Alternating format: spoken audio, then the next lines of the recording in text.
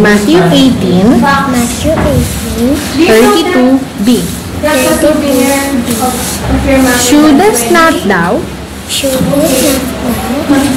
also have had compassion on thy fellow servant, even as I had pity on thee? Matthew 18, Matthew 18, 32b. 32b. Shouldest not thou also have had compassion on thy fellow servant,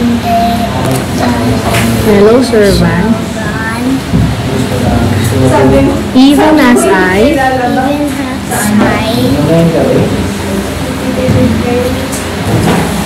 had pity on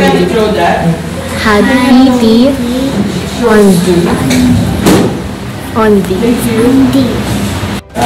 Matthew 18, 32. Does not thou also have had compassion on thy fellow servant, even as I had pity on thee? Matthew 18, 32b.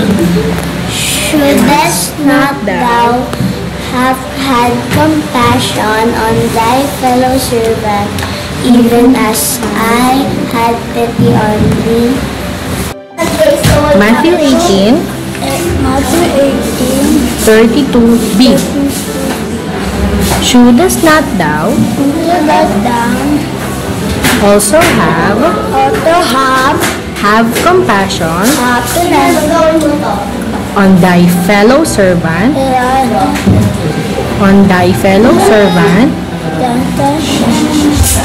even as I had pity on thee? Pity on thee. Matthew 18, 32b. Shouldest not thou also have had compassion on thy fellow servant, even as I had pity on thee?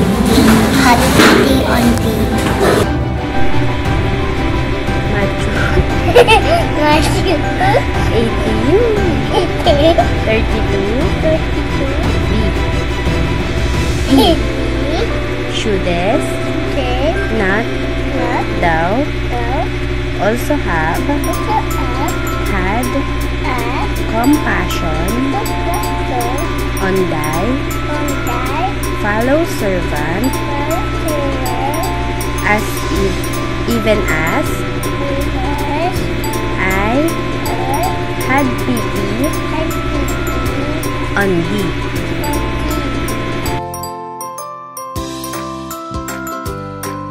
Oh,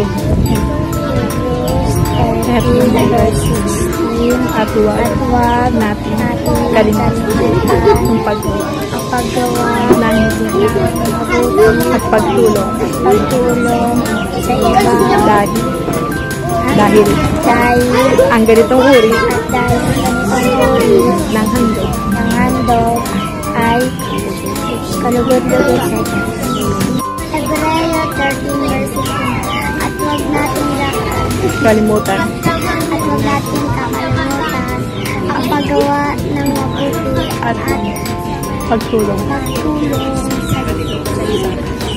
sa iba. Dahil ang ganitong uri ng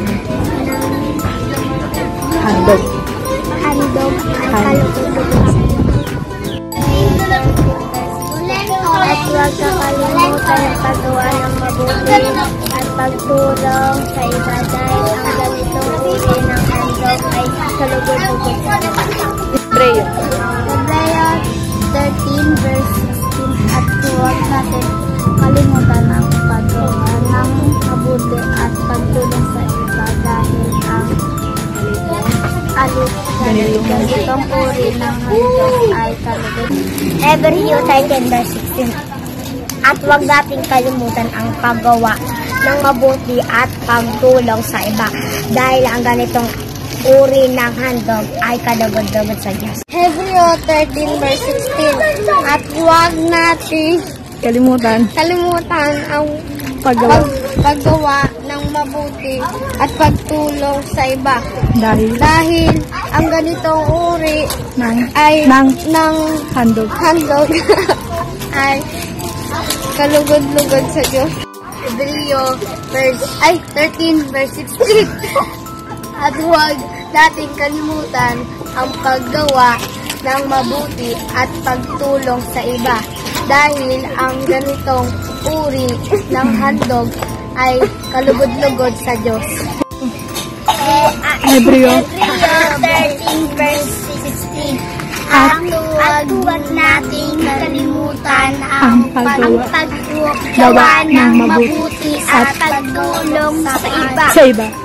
At Dahil ang ganitong uri ay ng handog ay kalugod-lugod sa Diyos. Huwag kalimutan ang paggawa ng mabuti at pagtulong sa iba dahil ang ganitong uri ng handog ay kalugod-lugod sa Diyos.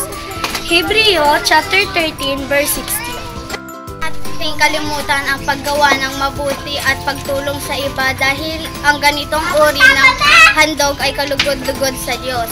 Hebrews chapter 13 verse 16.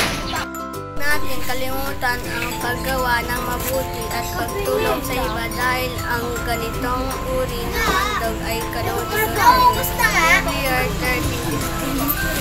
Ating kalimutan ang paggawa ng mabuti at pagtulong sa iba dahil ang ganitong uri ng handog ay kalugod-lugod sa Diyos. Hebreo chapter 13 verse 16. Natin kalimutan ang paggawa ng mabuti at pagtulong sa iba dahil ang ganitong uri ng handog ay kalugod-lugod sa Diyos. Hebreo 13:16.